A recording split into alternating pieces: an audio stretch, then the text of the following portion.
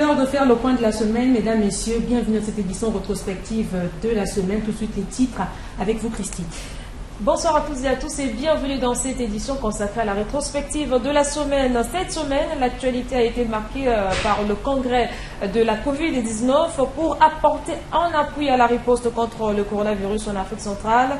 Les experts en santé de la sous-région se sont retrouvés cette semaine à Brazzaville.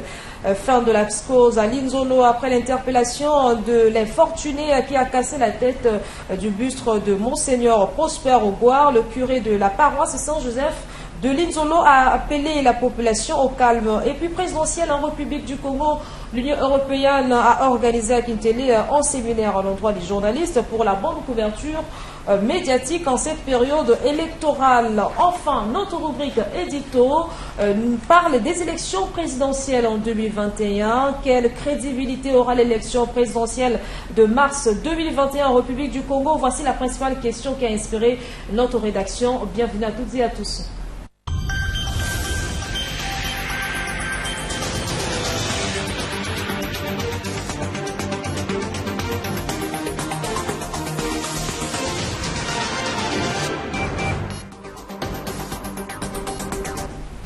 Le comité technique et le comité de suivi de la Commission nationale électorale indépendante ont été pourvus de membres et le décret qui le nomme a été signé récemment par le président de la République.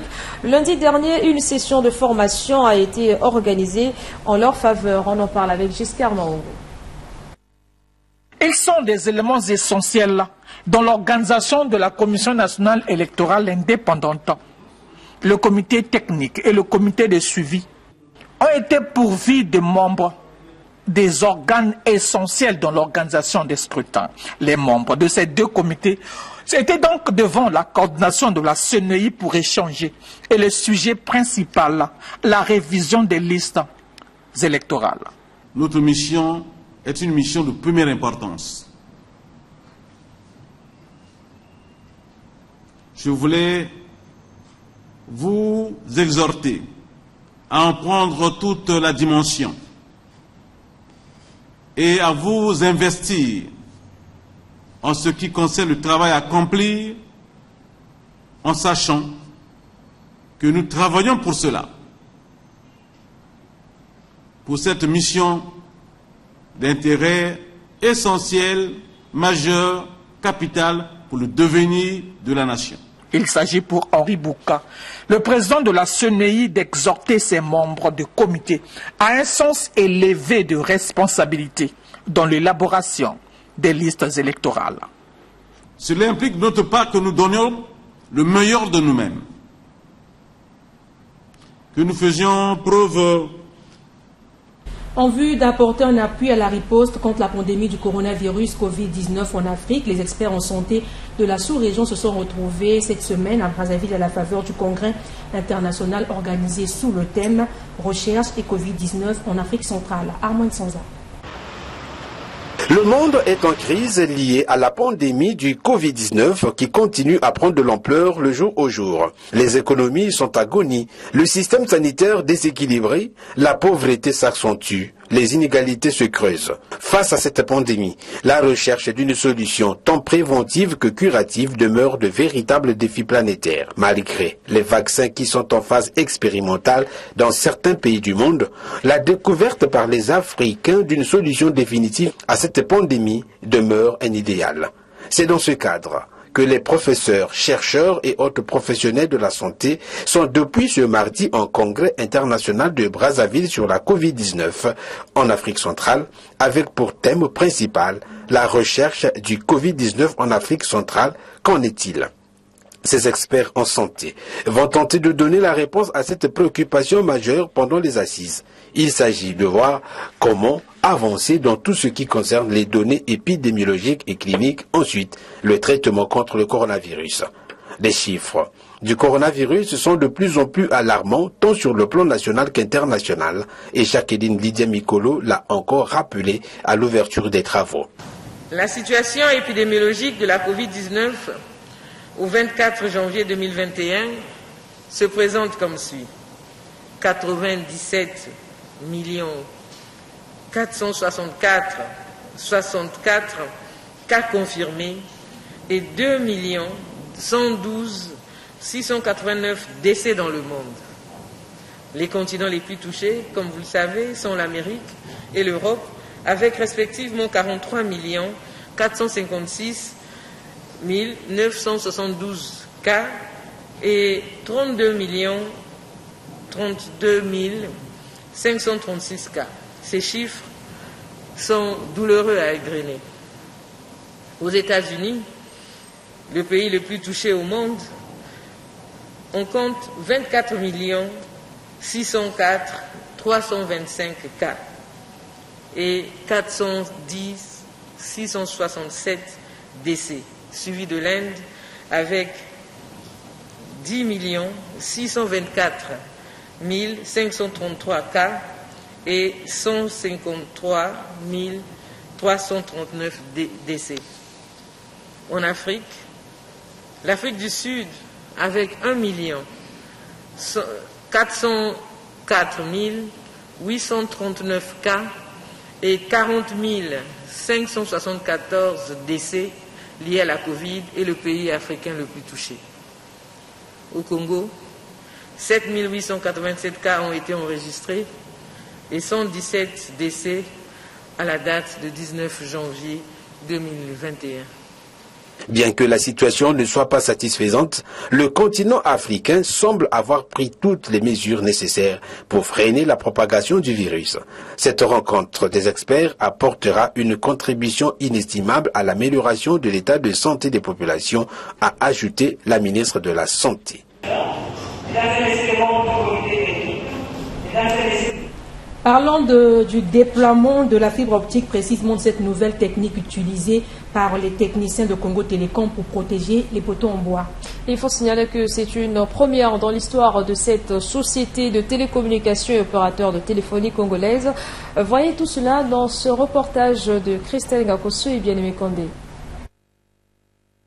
Dans l'objectif de permettre aux Congolais de se connecter au réseau de fibre optique, la société Congo Télécom déploie depuis quelque temps des équipes composées des techniciens dans les différents quartiers des arrondissements de Brazzaville où ils procèdent à l'implantation des poteaux en bois devant soutenir les câbles par lesquels passe la fibre optique. Dans la faisabilité, un fait a retenu notre attention, c'est l'ensachage de ces poteaux. Qu'est-ce qui justifie ce nouveau procédé utilisé pour ces poteaux en bois? Les nappes que vous êtes en train de voir, en fait, ce sont des nappes, c'est des nappes polyane. Ces nappes ont pour mission de protéger les poteaux. Parce que nous sommes en train de planter les poteaux bois et les normes techniques nous disent qu'il faut protéger les poteaux bois avec des nappes polyane. C'est comme au niveau de la construction, ceux qui coulent du béton, quand ils sont dans des zones argileuses, pleines d'eau et tout, même ceux qui font la voie, ils utilisent des nappes polyane. Donc nous sommes en train de mettre des nappes polyane sur des profondeurs à respecter. La partie de poteau enroulé de nappes et enfoui dans le sol est d'une profondeur de 1,50 m pour les poteaux en bois de 9 mètres et 1,80 m pour ceux de 11 mètres. Ce sont les normes techniques, ce sont les normes de l'UT, l'Union internationale des télécommunications le dit. Donc nous sommes en train d'appliquer les normes du déploiement du réseau et c'est ce que Congo Télécom fait. La société Congo Télécom fait usage de ces poteaux en bois en attendant l'arrivée des poteaux métalliques en commande. Ce nouveau procédé en sachage pourrait inspirer d'autres sociétés qui, pour différentes activités, utilisent également ce genre de poteaux en bois, ceci pour leur durabilité. Juste une question cependant, quel est leur impact sur l'environnement?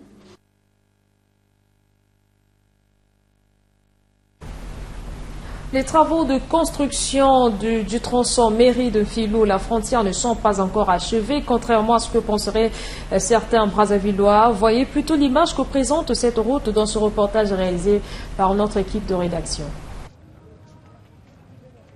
Pour les populations riveraines, les travaux de construction de cette route sont un motif de soulagement. Il n'y avait pas de goudron, vraiment c'est très bon. Nous, pour aller à Bakongo, ça nous demande beaucoup d'argent. Mais par ici, c'est rapide. C'est une satisfaction pour nous. Notre souhait est qu'on puisse au moins ouvrir cette route. En tout cas, ça nous fera vraiment très plaisir Cette route, une fois ouverte à la circulation, va régler en partie les problèmes de difficulté de transport que connaissent les habitants de Filou. Ceux qui habitent les quartiers Maïté et Makazou n'auront plus besoin très bientôt de passer par le rond-point Mououmi et le camp GPC pour atteindre le rond-point de la frontière. Les travaux sont très avancés. Les passages cloutés sont bien visibles sur le bitume et de ce côté de la mairie de Filou, les lampadaires vont être placés sous peu. Les populations riveraines s'inquiètent de l'absence des ralentisseurs. Il n'y a pas de dodane. Sinon, si ça reste comme ça, il y aura trop d'accidents. La route n'est pas bien terminée parce qu'il n'y a pas de dodane. Il y aura beaucoup d'accidents s'il n'y a pas de dodane.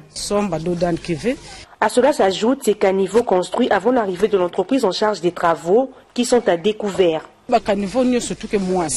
Tous les caniveaux sont ouverts. Il faut qu'ils protègent les caniveaux. Tous les jours, ils prennent les mesures ici. On ne sait pas s'ils font semblant. On ne comprend rien. Cette route qui attire déjà les piétons reste pour le moment fermée aux véhicules jusqu'à la fin des travaux. Elle est fermée, oui, mais pas pour ces conducteurs de moto Jakarta qui ont commencé déjà à faire la fête. Nos reporters ont aussi fait le constat mercredi dans les marchés d'Omagno. Malgré la décision de la fermeture des marchés les jours de mercredi et dimanche pour les opérations de désinfection, il n'est pas rare de voir les vendeurs aux alentours de ces marchés. Nous ne vous en disons pas plus. Suivez plutôt ce reportage d'Evrard Tikasumba et Bien-Aimé Condé. Mercredi, jour de fermeture des marchés d'Omagno, jour de désinfection aussi de ces marchés. Une mesure du gouvernement pour lutter contre la propagation du coronavirus en milieu public. Un constat bien réel au marché Ngambio du 7e arrondissement Filou, où personne ne vend. Un peu plus bas, non loin du marché, quelques vendeurs sont venus écouler leurs marchandises.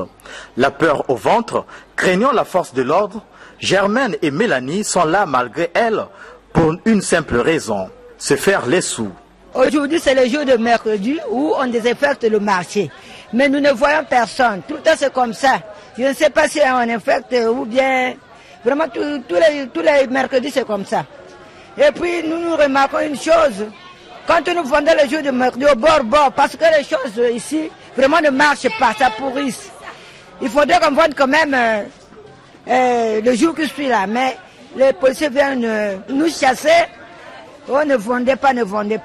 N'importe qui ne travaille pas. Il y a ceux qui vont au champ, il y a ceux qui vont pratiquer n'importe quoi. Mais à 17h, tu trouves quelque chose.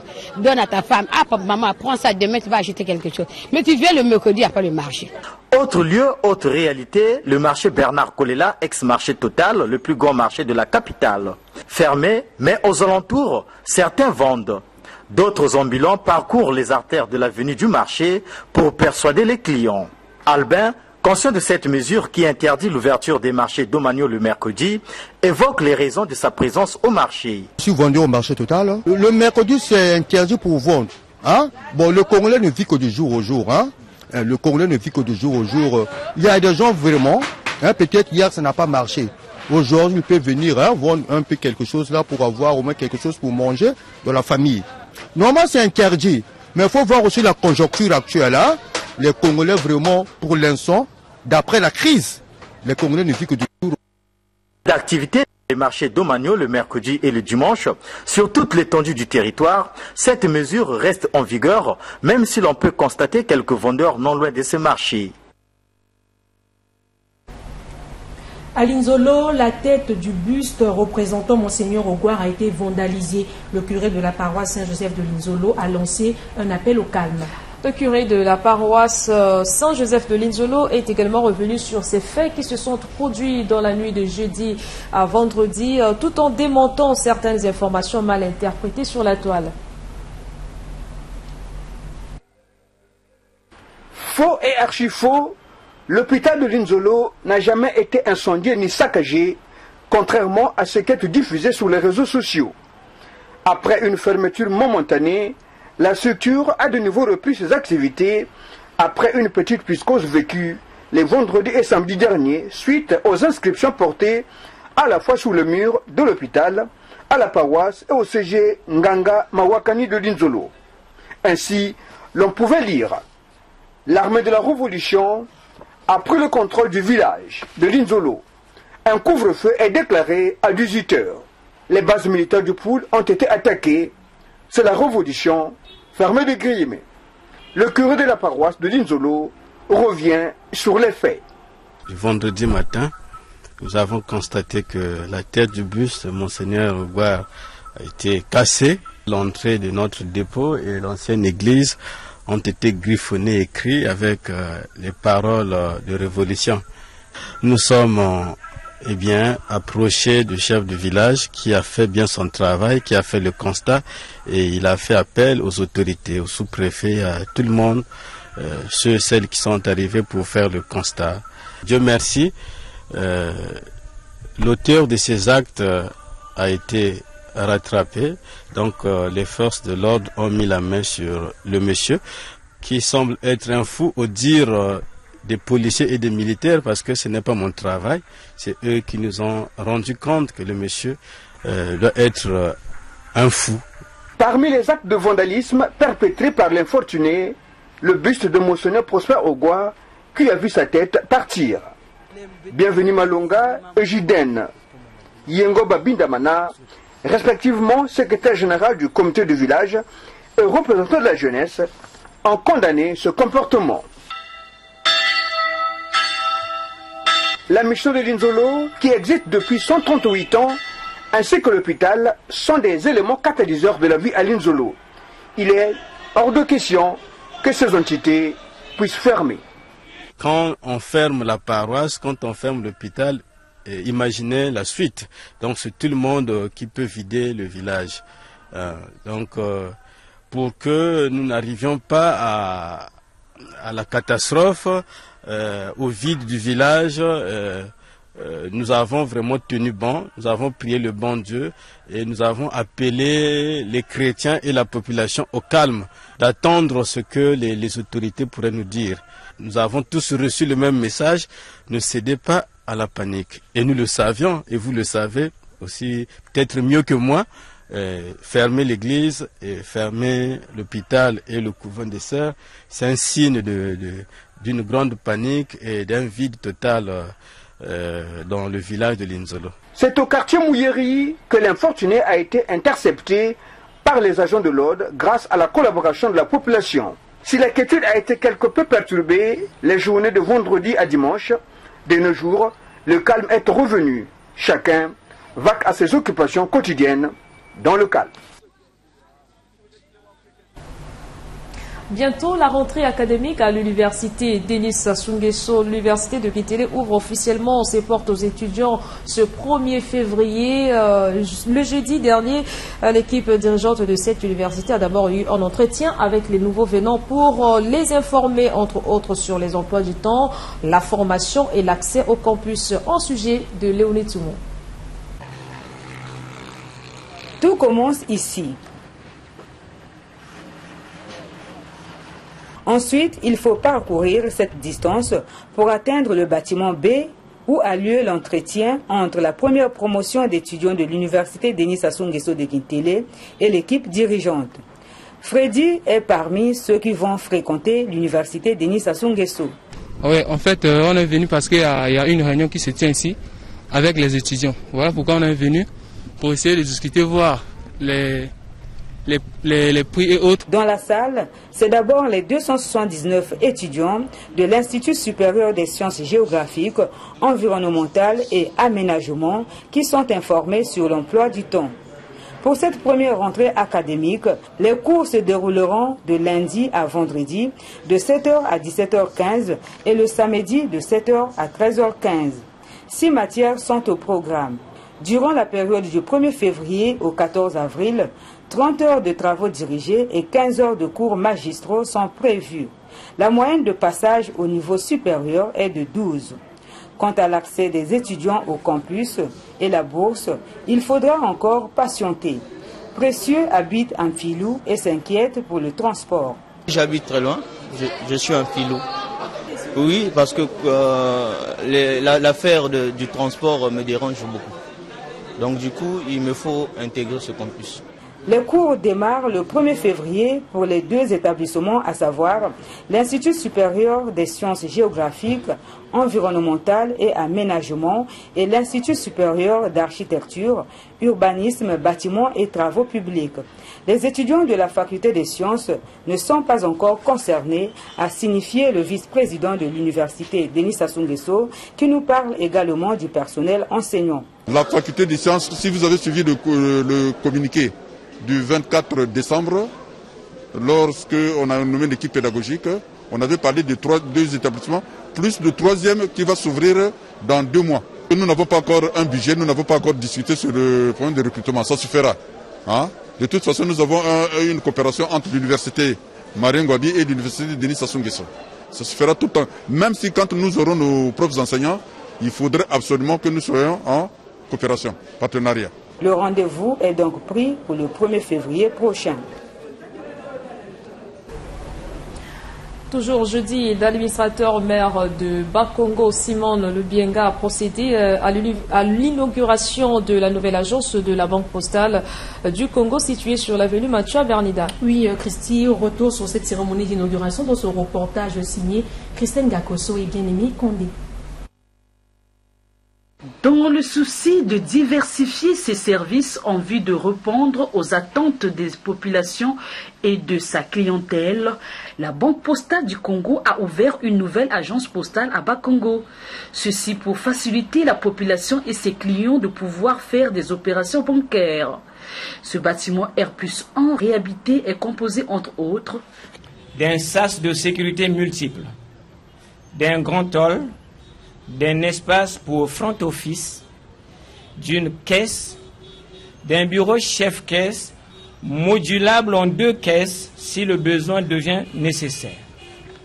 Un bloc de gestion des fonds avec accès sur un sas pour la salle forte et le local DAB, la zone des distributeurs automatiques des billets. Supérieur, le R+1, nous disposons d'un grand hall clientèle qui respecte la distanciation. Nous avons à notre droite le bloc 1, toujours à l'étage, dédié au bureau de l'agence, notamment 2 bureaux pour les commerciaux, un bureau de passage pour les vérificateurs, les contrôleurs, l'économa, avec accès sur une terrasse pour la maintenance des équipements, et un bloc toilette. Le directeur général de la Banque postale du Congo sur le sens du lancement de cette agence. À l'évidence, la localisation toute particulière de cette nouvelle agence est une opportunité pour sa clientèle de particuliers, mais aussi et surtout pour les très petites et moyennes entreprises qui vont pouvoir accéder à des produits et services qui leur sont adaptés. En s'installant à Bakongo, la Banque postale du Congo ne cache pas son ambition de devenir la banque de référence dans cet arrondissement chargé d'histoire et riche d'un héritage de dynamisme économique sans égal dans notre belle ville capitale. Tout a été mis en œuvre d'un point de vue logistique et organisationnel afin d'offrir à nos clients d'aujourd'hui et à ceux qui le seront demain une satisfaction à la hauteur de leurs attentes. La Banque postale du Congo poursuit avec détermination son implantation au plus près des populations et des entreprises sur toute l'étendue du territoire national, justifiant ainsi sa vocation de banque de proximité.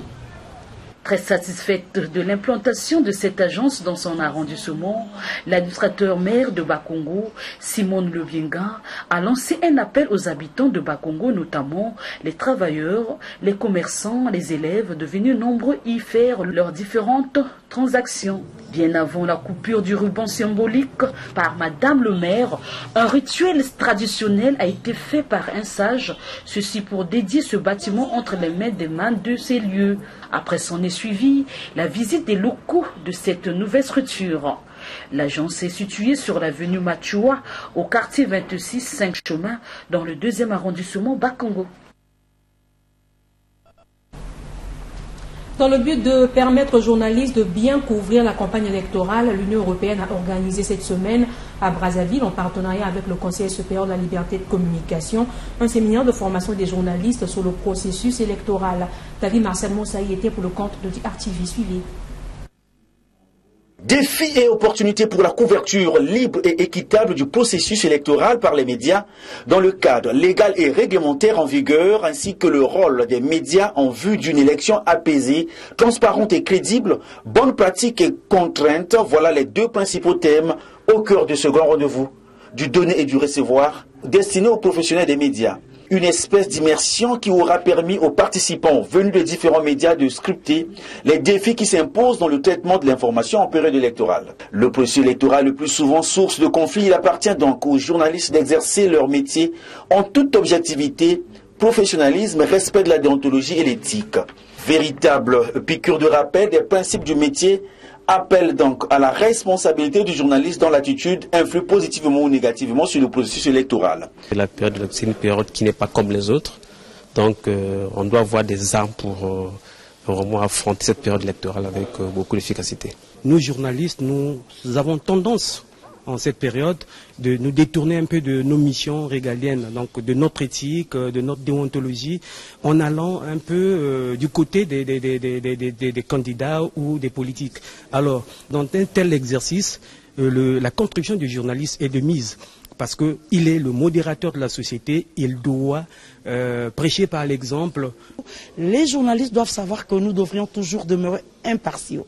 Impartiaux dans le traitement de notre information, nous demeurons dans nos fondamentaux, l'équité, la transparence, surtout aussi la responsabilité. Organisateur de ce séminaire en partenariat avec le Conseil supérieur de la liberté de communication, Raoul Mathéus Paola, chef de la délégation de l'Union européenne au Congo, revient ici sur l'importance du rôle du journaliste en période électorale. C'est vraiment ce qu'on cherchait, c'est sensibiliser, former, sensibiliser les médias parce qu'ils ont un rôle extrêmement important. Parce que les élections, c'est un processus très important pour l'histoire, pour la démocratie d'un pays. Et donc les médias, c'est comme ça a été dit dans le panel, c'est le quatrième pouvoir. Hein. Donc vous avez le pouvoir législatif, l'exécutif, judiciaire et la presse, les médias ont ce rôle très important de pouvoir ou de contre-pouvoir. Signalons que ce séminaire d'une journée s'est déroulé en deux phases. D'abord, l'atelier interactif pour journalistes, marqué par l'intervention par visioconférence des professionnels des médias, dont Florence Maurice de Radio France Internationale. Ensuite, le débat public entre acteurs institutionnels et médiatiques. Et puis on signale le manque d'enseignants à l'école primaire Gabriel Bonguissa de Linzolo, où la campagne d'inscription au CEP a tout de même été lancée. Tout a été bouclé dans cet établissement scolaire public qui fonctionne avec une seule enseignante titulaire. Les explications de Vincent de Paul Koupemba et Michael Massamba. Encore des classes mixtes dans le pays en ce 21e siècle. Nous sommes à l'école primaire Gabriel Bonguissa de Linzolo. Dans cette école publique, il y a un manque criard d'enseignants. Claire Bantimba, l'unique fonctionnaire, assure à la fois la fonction de directrice et enseignante. Elle se plie en quatre pour encadrer d'un côté les élèves de CM2, de l'autre ceux du CP1 et CP2. Dans la même salle, en témoignent ces leçons au tableau. J'ai 3 classes. Le CM2, les élèves préparent l'examen et les 2 CP. Donc je me débrouille, quand je donne la leçon là-bas, je passe au CP, c'est comme ça que je travaille. Les CM2 là qui préparent l'examen doivent être bien suivis. Au CEP 2021, l'école présentera 25 candidats sur les 125 élèves qui suivent les enseignements, tous niveaux confondus. Pour les candidats, ce n'est plus un problème. Oui, c'est depuis la semaine antérieure, j'avais déjà donné le dossier de tous les élèves qui vont présenter le CEP. J'en ai 25. Les CM1 sont tenus par une bénévole, Claire Batoma. Cet effectif de 125 élèves est maintenu à l'école grâce à l'action de la cantine scolaire qui est gérée ici par une animatrice. Devant une telle charge, Claire Bontimba a une seule doléance. Je demande à notre gouvernement de prendre en charge ces enseignants-là. Ce sont des enseignants. Ils semblent des bénévoles, bien qu'ils n'ont plus l'argent, mais ce sont des enseignants qui ont travaillé, exercé. Ça fait ça la 3e année. Mais ils ne sont pas pris en compte. Regardez. Notons que les bénévoles et finalistes affectés dans cette école n'ont pu se déplacer par manque de transport. L'aide scolaire promise n'étant toujours pas versée. Le secrétaire général du club 2002 Pur, Juste Désiré Mondélé, a organisé un déjeuner de presse pour parler des actions de son parti politique durant les 19 ans d'existence. Suivez ce reportage de Morel Mabélé. Le club 2002, Parti pour l'unité et la République, du révérend pasteur Wilfried César Nguesso, a 19 ans aujourd'hui et l'heure est au bilan. Juste Désiré Mondélé, secrétaire général du club 2002 Pur, a fait une rétrospection des activités menées. Il est satisfait du parcours de leur parti d'obédience démocrate chrétienne. Faisant un peu l'historique du parti, c'était dans un contexte de renaissance de la démocratie au Congo, le 30 janvier 2002, que le club 2002 Pur a été créé par le révérend pasteur Wilfried César Nguesso en tant qu'association politique au départ, devenue plus tard parti politique. En 2002, nous avions pris l'engagement de soutenir l'action politique d'un homme d'exception qui sait se hisser au-dessus de la mêlée, qui sait rassembler et qui est un homme qui apporte à la République, pendant les moments tout aussi exceptionnels, de l'apaisement, de la sérénité, de la prospérité et de l'espoir. Cet homme, vous l'avez certainement compris, c'est son Excellence, M. Denis Sassou Nguesso, président de la République. Et 19 ans plus tard, nous sommes quasiment dans les mêmes circonstances, parce qu'en janvier 2002, nous nous préparons à affronter l'élection présidentielle. Le secrétaire général du club 2002 Pur, parti de la majorité présidentielle, exhorte les Congolais à vérifier leur nom sur les listes électorales déjà affichées dans les mairies de Brazzaville. Juste Désiré Mondélé a profité aussi de l'occasion pour tordre le cou aux raisons qu'il qualifie non fondées avancées par certains leaders des partis politiques de l'opposition qui refusent de participer à l'élection présidentielle de mars 2021. Juste Désiré Mondélé a salué tout de même l'attitude de la COPAR qui n'a pas pu trouver un candidat à ce scrutin. L'UPADES, principal parti politique de l'opposition congolaise, ne participera pas aussi à l'élection présidentielle de mars 2021. Dans un élan de responsabilité assumée, consolidant les acquis de notre démocratie, c'est sur ce thème que le club 2002 Pur souffle ses 19 bougies. Enfin, ce questionnement, quelle crédibilité aura l'élection présidentielle de mars 2021 en République du Congo? Oui, la question a inspiré notre rédaction et notre rubrique édito, les 4 vérités. On en parle avec William Moukosdinik.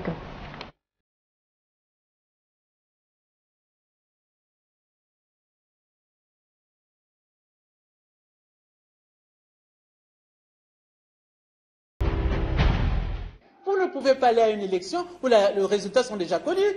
Ce n'est plus une élection. Quelle crédibilité aura la présidentielle de mars 2021 en République du Congo? Pourquoi cette interrogation? Les raisons sont multiples. Tenez, malgré les appels incessants du Conseil supérieur de la liberté de communication aux éventuels candidats, leurs partis et leurs supporters pour arrêter la campagne électorale déguisée avant l'heure, comptant pour le scrutin majeur à venir, rien n'y fait, personne ne semble obtempérer. Et les médias, qui sont déjà en alerte, n'aident pas assez le Conseil supérieur de la liberté de communication à faire entendre raison aux contrevenants. D'un autre côté, On enregistre chaque jour qui passe des défections en cascade de la part de potentiels candidats attendus ou pressentis à prendre le départ de cette course électorale de 2021, du reste, scrutin majeur pour la nation congolaise. Si l'on y ajoute des déclarations de certains candidats comme Claudine Mounari, qui pensent que c'est joué d'avance, plus la faible participation pressentie également à cette élection au regard des réticences et autres réclamations liées à la révision des listes électorales, problème non réglé de fond en comble à Madingu, selon une frange de l'opposition, on est en droit de s'interroger sur le type d'élection présidentielle qu'aura le Congo en mars 2021. Ce qui renvoie forcément à s'interroger sur la crédibilité du scrutin à venir. Mais l'on sait que la crédibilité d'une élection est fonction de son organisation et du respect strict des règles du jeu qui garantissent la transparence. De ce point de vue, on peut constater que la CNI, la Commission nationale électorale indépendante, réorganisée selon l'esprit de Madingu, est en train jusqu'ici de tenir son rôle d'organisateur de la présidentielle de 2021 au Congo, ce qui devrait accorder un certain crédit au scrutin à venir. Hélas, de nombreuses contradictions et zones d'ombre entre adversaires politiques risquent d'entacher la crédibilité de l'élection majeure en République du Congo en 2021. Et pourtant, le chef de l'État, Denis Sassou Nguesso, qui est du reste candidat, a rassuré que la présidentielle de 2021 se déroulera dans la transparence. Les opposants ne sont toujours pas rassurés car, pour eux, la transparence d'une élection, surtout majeure comme celle de la présidentielle, ne se déclare pas. Elle se vit et se constate par tous. Pour cette opposition, la transparence n'est pas garantie. D'où la pléiade de non-partants dans les camps de l'opposition à cette élection. La majorité présidentielle, quant à elle, s'interroge sur l'attitude supposée contradictoire de plusieurs figures de l'opposition qui ont pris part et accepté le consensus à Madingu pourtant, mais remettent en cause l'organisation de l'élection présidentielle aujourd'hui. Comme quoi, il y aurait des soucis de transparence. La population, quant à elle, reste dubitative quant aux changements espérés qui répondraient à ses attentes. Les espoirs douchés à chaque mandat n'encouragent pas à se ruer dans les bureaux de vote, révèlent bien souvent nos enquêtes journalistiques à cet effet. Cette attitude ne devrait pas faire oublier à la population congolaise que voter est un devoir civique et que le changement de gouvernance souhaité ne peut arriver que par les urnes. Même dans ce cas, cette population a une réponse adaptée. Elle évoque le manque de fiabilité des résultats des urnes. Avec un tel degré de méfiance, comment faire pour remotiver la population à retrouver massivement le chemin des urnes au pays de Denis Sassou Nguesso afin que l'élection paraisse crédible? Qui vivra, verra. Tout est bien qui finit bien, c'est la fin de ce 24/7, Christine. Oui, c'est la fin de ce 24/7. Merci de nous avoir suivis. Merci à nos fidèles téléspectateurs. On se retrouve dans quelques instants pour la lecture des journaux. Avec...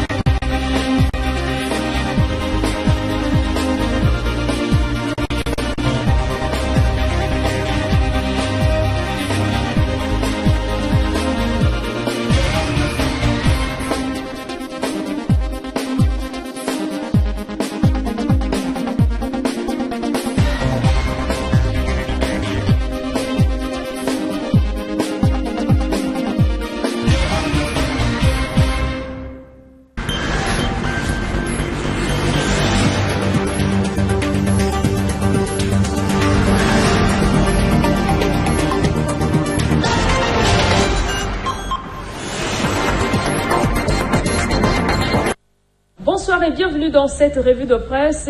Pour la lecture des journaux ce dimanche, nous avons sélectionné pour vous 4 journaux, à savoir Le Patriote, La Semaine africaine, La Griffe et le journal Le Polélé Polélé. Bonsoir Évrard. Bonsoir Chrissy. L'entrée des jeux, on va prendre le journal Le Patriote qui titre à sa une Denis Sassou Nguesso Congolais, oui, Nous nous portons candidats à l'élection présidentielle de mars prochain. Oui, Chrissy, les journaux de la place sont pour la plupart revenus sur l'annonce de candidature du président de la République. Selon ce journal, donc, c'est Akibangu, dans le Niari, où il a lancé les travaux de construction du pont sur le fleuve Niari, situé à quelques encablures de la frontière du Congo avec le Gabon, loin du confort habituel et des fantasmes des policiers en mal de gloire, que Denis Sassou Nguesso a pris cette décision riche en symboles. Il a justifié sa candidature, à en croire notre confrère en ces termes, je cite, « L'appel nous a été lancé par les anciens et nos enfants. Ils nous ont placés pratiquement au pied du mur puisque nous avons reçu leur contribution financière. Avant eux, nous avons entendu l'appel de notre parti, le Parti congolais du travail, qui a lancé aussi un appel à la paix et à la candidature de son président du comité central. Nous avons entendu des appels des partis de la majorité présidentielle qui sont tous allés dans le même sens. Nous avons entendu de nombreux appels des associations de la société civile à travers le pays. Le patriote poursuit en relatant les propos du président de la République.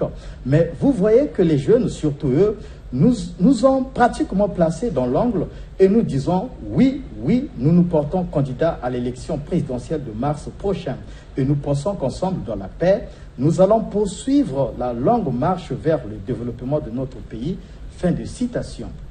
Attestant les propos du président de la République, toujours sur la présidentielle 2021, Denis Sassou Nguesso, candidat à sa réélection.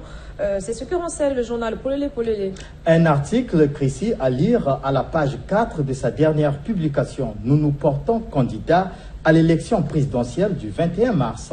Merci de nous avoir donné l'occasion de nous prononcer définitivement sur le sujet. Ensemble, nous participerons dans la paix pour poursuivre la marche vers le développement, a ainsi déclaré Denis Sassou Nguesso devant une foule venue assister au lancement des travaux d'une route devant relier le Congo et le Gabon, relate le journal Polélé Polélé. De son côté, le journal La Griffe a mentionné à sa une encore une candidature de Denis Sassou Nguesso. La consoeur, elle aussi, est revenue sur cette annonce de candidature du président de la République. Le président Denis Sassou Nguesso s'est prononcé candidat à l'élection présidentielle de mars 2021. Il a annoncé sa candidature loin de Brazzaville, où il était allé inaugurer la route de Kibangu. La candidature du président actuel ne faisait aucun doute, d'autant plus que la mouvance présidentielle et quelques associations le soutenant étaient déjà sur le terrain pour sa réélection. Denis Sassou Nguesso ou rien est lu sur les t-shirts de ceux qui battent campagne pour une adhésion massive en faveur de Denis Sassou Nguesso. Changeons de chapitre à présent pour parler santé. Covid-19, la ville de Dolisie sera-t-elle un nouveau cluster? S'interroge le journal La Semaine africaine. Face à la progression de la pandémie de Covid-19, les deux chambres du Parlement ont procédé le 22 janvier dernier à la prorogation de l'état d'urgence sanitaire en République du Congo pour une période de 20 jours supplémentaires conformément à la Constitution. À en croire ce bi-hebdomadaire, cette prorogation intervient après avis du comité des experts et au terme de l'évolution des mesures prises par le gouvernement devant l'avancée de la Covid-19. La prorogation de l'état d'urgence sanitaire en vigueur arrivait à terme le 25 janvier 2021. C'est la 15e prorogation du genre. La Semaine africaine, en sous-titre de cet article écrit, l'augmentation des cas inquiète. La consoeur poursuit. Donc, la situation épidémiologique au Congo fait ressortir un rebond de l'épidémie. En décembre 2020, les principaux indicateurs du suivi épidémiologique de la Covid-19 se sont dégradés. La Semaine africaine s'interroge Dolisie pour le troisième foyer de contamination. Le virus continue de circuler à un rythme inquiétant, d'où les craintes de la coordination nationale qui a réaffirmé que seule la prévention, couplée au respect rigoureux des gestes barrières, permettront au pays de sortir du long cauchemar pandémique dans lequel il est plongé depuis le 14 mars 2020. Traumatisme dans le pôle, le chef de l'armée de la Révolution arrêté à Linzolo. C'est un titre du journal toujours La Griffe. Oui, Chrissy, c'est un malade mental qui était à l'origine de cette rumeur de la présence d'une armée de la Révolution à Linzolo. Le haut commandement de la police nationale a mis au clair cette affaire qui a traumatisé les populations en mettant la main sur le perturbateur quelques jours après sa propagation de mensonges et sa profanation d'armoiries de l'église catholique à Linzolo. Les policiers, grâce à la coopération des populations, ont mis la main sur ce jeune d'une quarantaine d'années au village Mouéry. On va boucler avec ce titre du journal Le Patriote, le vrai faux révolutionnaire de Linzolo arrêté. Vendredi 22 janvier 2021, les populations de Linzolo dans le district de Gomatete ont découvert avec stupéfaction à leur réveil que le buste de Monseigneur Ogouar, érigé dans l'enceinte de l'église catholique qu'il a créé en 1883, a été décapité. Cet acte barbare dont la mission catholique, indique le journal, est appuyé par des écrits annonçant une mystérieuse révolution. En quelques heures de traque, l'auteur présumé de ces actes blasphématoires a été arrêté. Les premiers indices renseignent qu'il serait piscopate, rassure le Patriote. Merci Eva pour toutes ces précisions et c'est la fin de cette revue de presse. Merci de l'avoir suivi. On se retrouve dimanche prochain.